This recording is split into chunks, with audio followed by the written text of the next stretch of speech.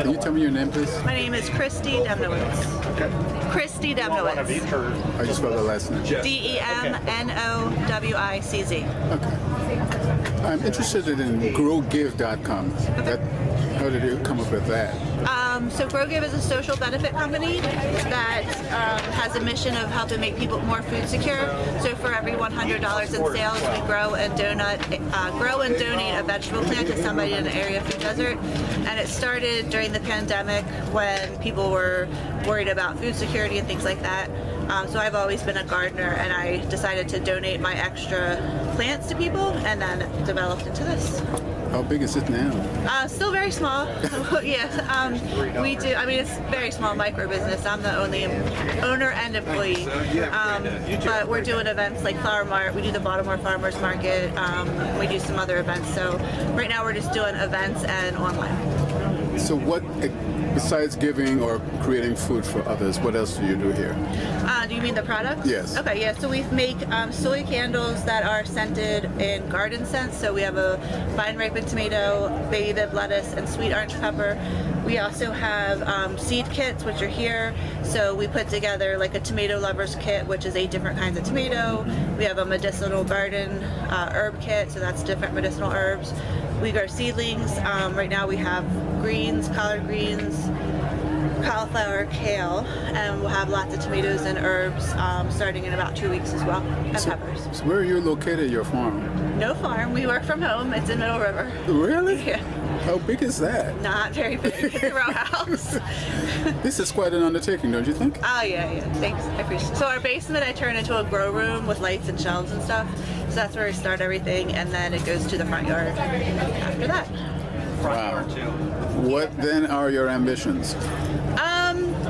I want to grow GrowGive to be a name that people know in Baltimore and in the area.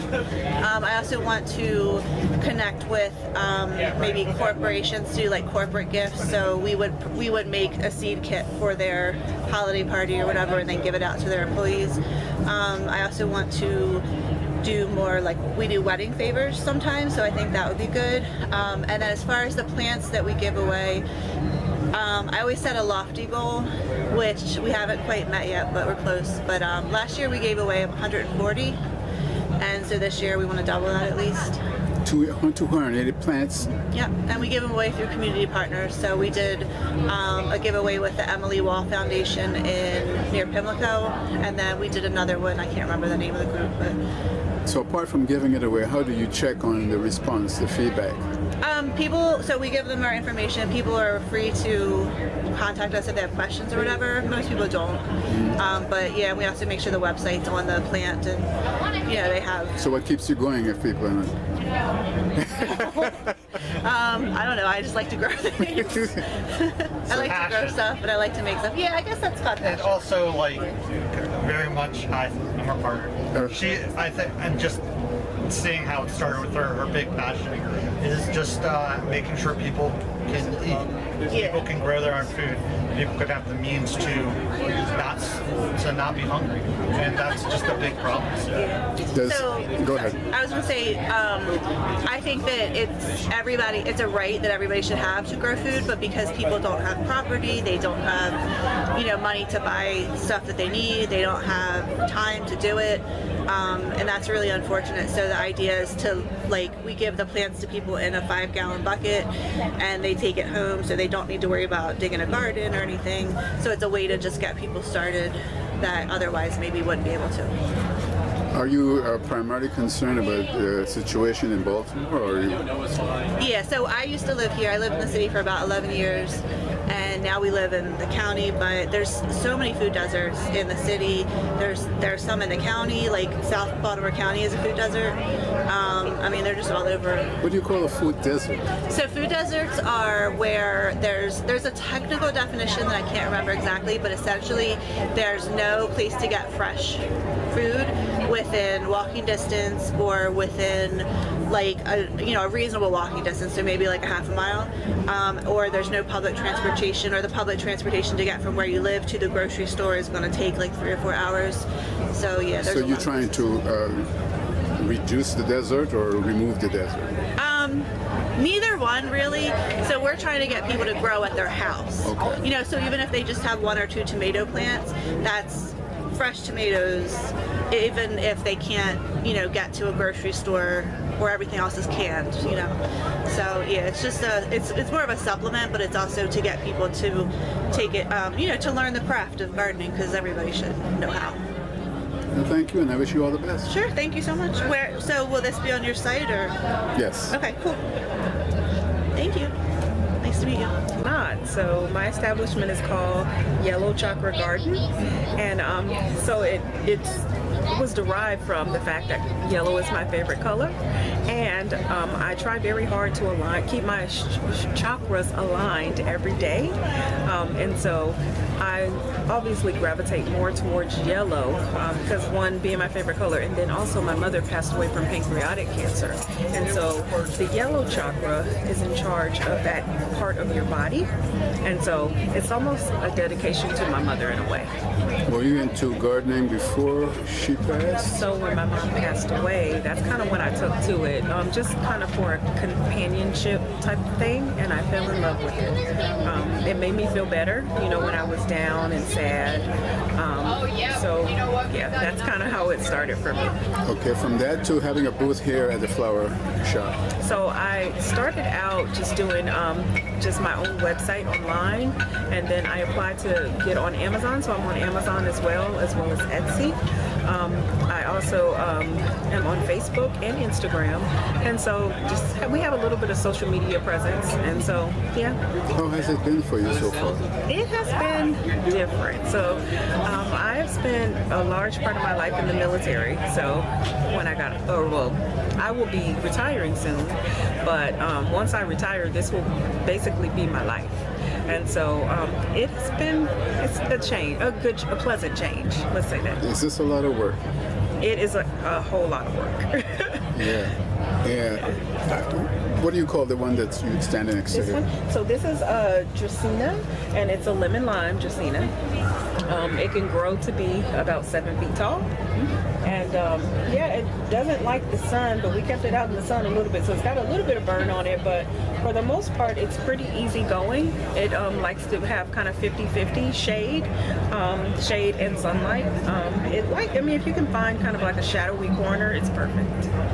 Have you been surprised at the response you've gotten here? Absolutely. In what way? It's been a great response. You know, people are so friendly. I mean, especially in an environment like this, who can't be happy around plants, you know?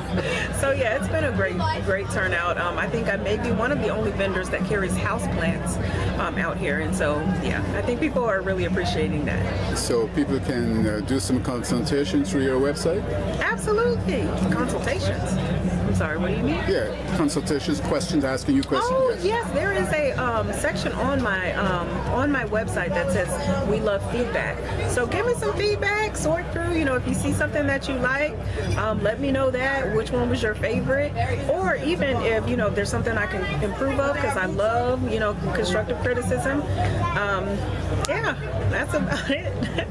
So you want to repeat the name of your site again? Yes, it's yellowchakragarden.com. How do you spell the chakra? CHAKRA.